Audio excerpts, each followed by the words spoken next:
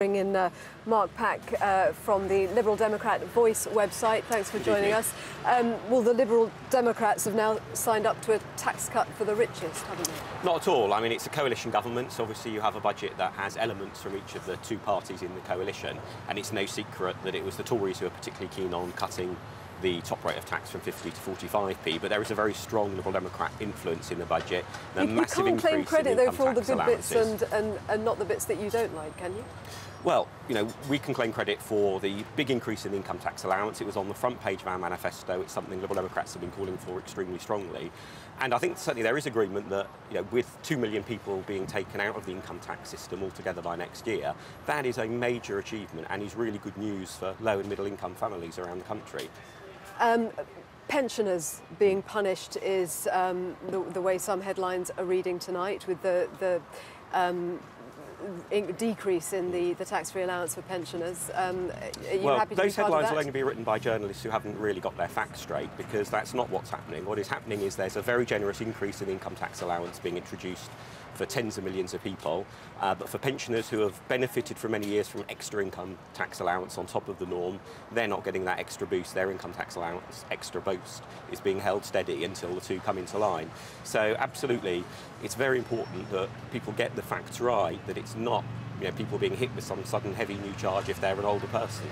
And about 300,000 more people have been taken into paying the top rate of income tax by that level being reduced.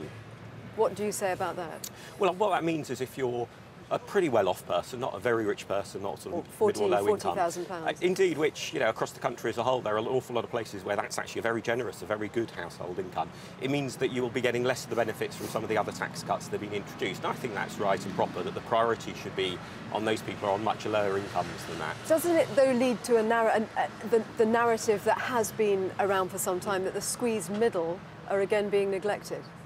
Not at all. I mean, the overall big message from the budget is there's a lot of emphasis on trying to get the economic growth going again, particularly the moves towards supporting sort of green measures and supporting more investment in our infrastructure.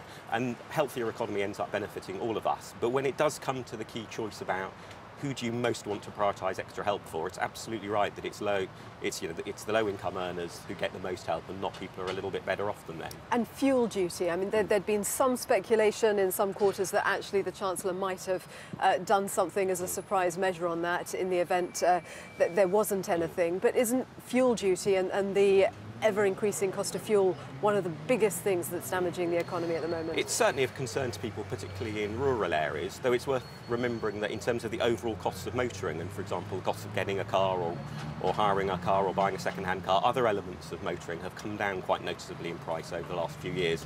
So the people who really suffer are those who aren't using their own private car but are using public transport, have been hit by high fare increases. So I think a rebalancing between the emphasis on car owners and car users and people who use public transport is perfectly sensible. Mark Pack, thank you very much, and thank you again. Thank you. To consider the contents of the budget, we're joined by Anne McElvoy, Public Policy Editor at The Economist, Kevin Maguire, Associate Editor at The Daily Mirror, and by Mark Pack, formerly Head of Innovations at the Liberal Democrats and now Head of Digital at MHP Communications. Good evening to you both.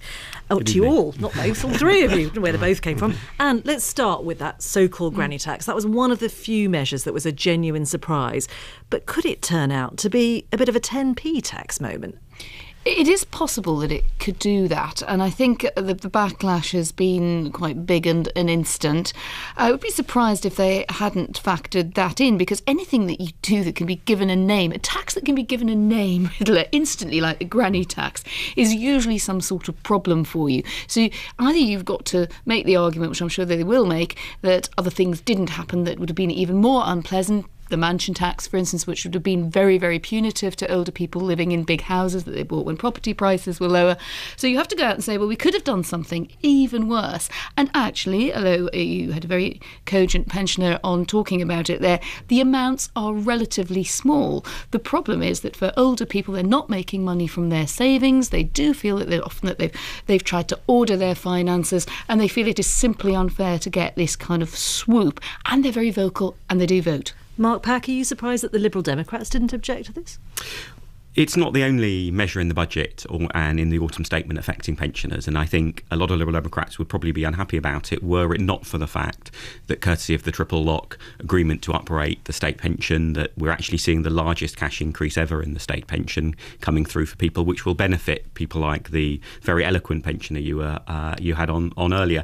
And also, crucially, in the budget there was the announcement of the go-ahead for merging the very complicated standard state pension and second pension into one much simpler scheme, which will not only save significantly on administrative costs, but for less well-off pensioners it will be easier and it will put more money in their pocket. So I think taken all together, it's quite a good deal for pensioners. Kevin Maguire, is that how it'll be perceived?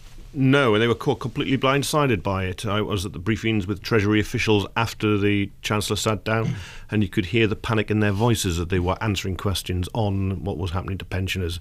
And of course, one of the journalists coined the phrase granny tax at the time, and I think it will become his 10p tax moment. And when Gordon Brown abolished 10p tax, he also reduced the basic rate from 22 to 20p. He got no credit for that at all. And I think now George Osborne will get very little credit for raising personal allowances when he's done this grab on pensioners who have worked hard, they've saved, and they also vote. Well, if it's the bad news that sticks, what about cutting the top rate of tax? Depending on who you are, that's good news. Everyone seems to agree it's symbolic, but it's also quite political. There was a Conservative commentator today suggesting that this move has sent a missile through 6 years of Tory modernisation. He's actually gone, George Osborne, in 6 years from having David Cameron hugging a husky to now mugging a granny. And at the same time, he's given this tax cut to those at the very top, the 1%, the 150,000 plus. Labour's going on the number of millionaires, I think it's 14 or 15,000, he'll get 42,000 each.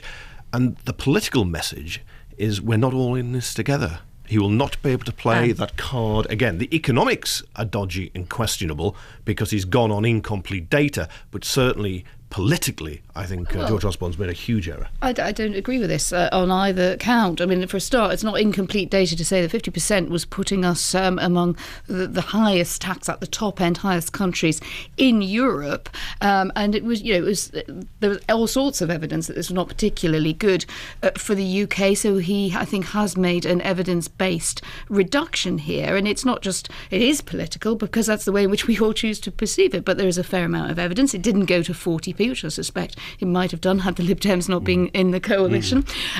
So, the politics of it will not be played out, Kevin, only in these few days. And you're quite right. There's an immediate backlash about these things. But what are you going to do if you're Labour? Are you going to say, you heard Rachel Reeves there earlier, trying not to answer the question, are you going to say, oh, we're the party that gives you raises taxes again? They won't do it. And so just one very quick point for Kevin's dying to come back in. But and the other thing is, when they don't do it, it will look like the Conservatives led the way and Labour didn't dare follow. It would be easy for Labour if they said they would reinstate the 50p, which they should, but they're not doing that at the moment. But remember, when David Cameron opposed the 10p tax that Labour cut, he never said he'd restore it, and of course he hadn't. But Robert Choate, the head of the Office for Budget Responsibility, has issued a health warning around some of the statistics used to justify the move to 45p. Let's not get into that because that could take us till tomorrow. Mark Pack, are the Lib Dems actually the winners in this? Because this is something they really wanted. Well, the big headline figure, the thing that the most amount of money has gone into, is the huge increase in the basic income tax allowance.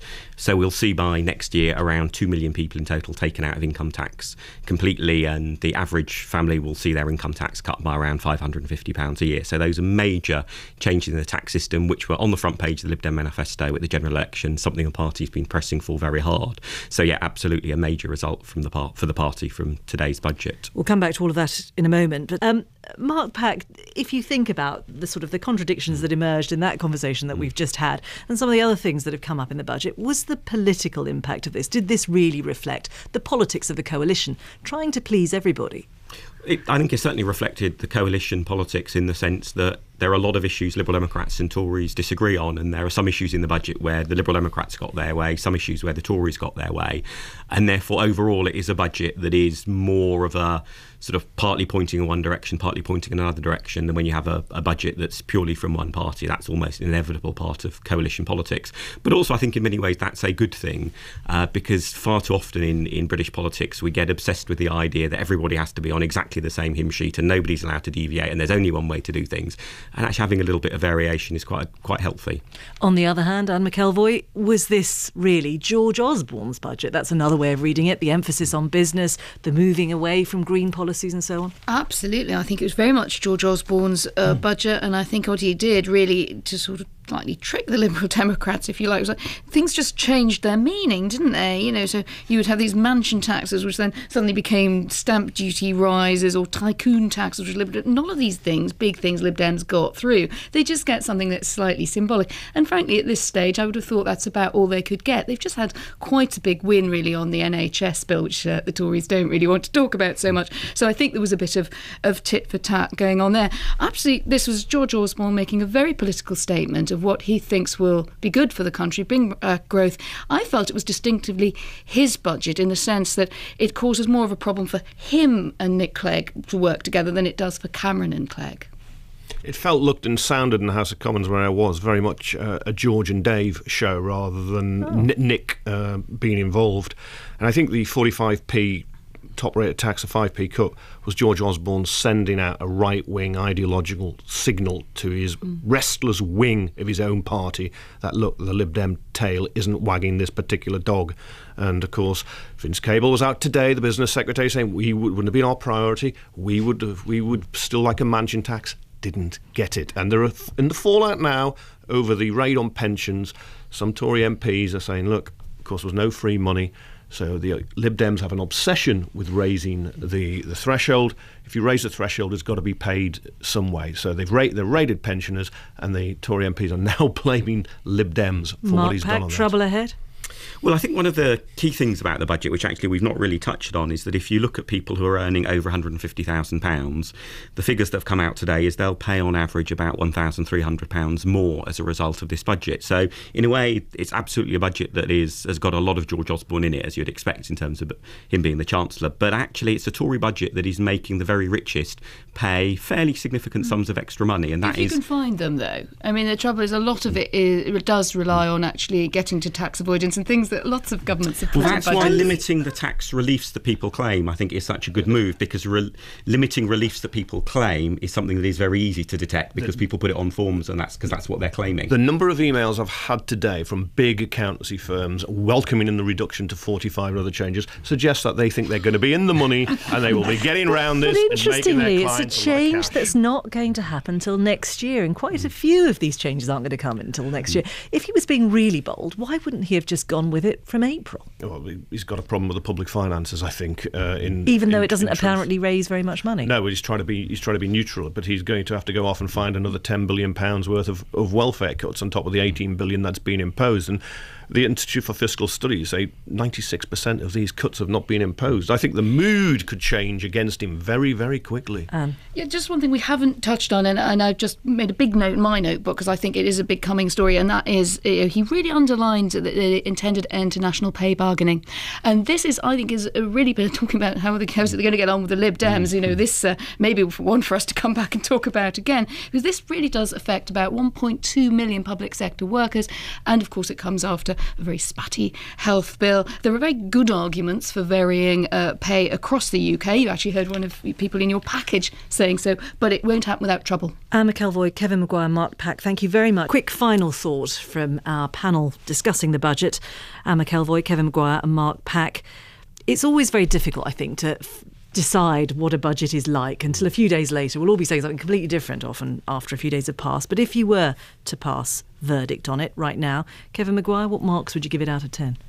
4 or 5. He's got problems with pies, pensions and petrol. Whether you're putting VAT on a pasty, grabbing pensions from the old age, or 3p in August on petrol. I think, it's often said that a budget that feels good on the day will change and be taken apart. This one's been taken apart immediately. Mark Pack? If you look at the main tax policies the Liberal Democrats were pushing at the general election, this budget has taken a huge step towards implementing many of them, particularly on the income tax allowance. So from that point of view, it's a very good day for Nick Clegg and Danny Alexander. And McElvoy. I think George Osborne will take a rap, but I think he'll think that in the longer run, to invert exactly what Kevin just said, that it will look better in the longer run than the immediate turmoil after. It was a very active budget, and it was to put the Tory leadership back in the driving seat. So tomorrow, when we all start leafing through the Red Book in rather more detail, where will you be looking? Kevin, what will you be looking for? I'll go back to the figures. You were looking at them. That's how we found out about the pensions. We looked from the spin, and what he said was all about getting simplicity. You find out it's not. I think he's got a few more nasties in there we haven't found out. But he'll get a bad press. So he's chatted people on other papers, and I think most of them will go at it hammer and tong. I think I'd be looking at every mention of simplification. I'm now going to use major simplification as a euphemism for things that are really not very pleasant. Mark, very briefly. I think the details of the tycoon tax hasn't got that much attention so far in the media today, but potentially is a very important change in the tax system. Mark Pack, Kevin Maguire and McElvoy, thank you all very much indeed.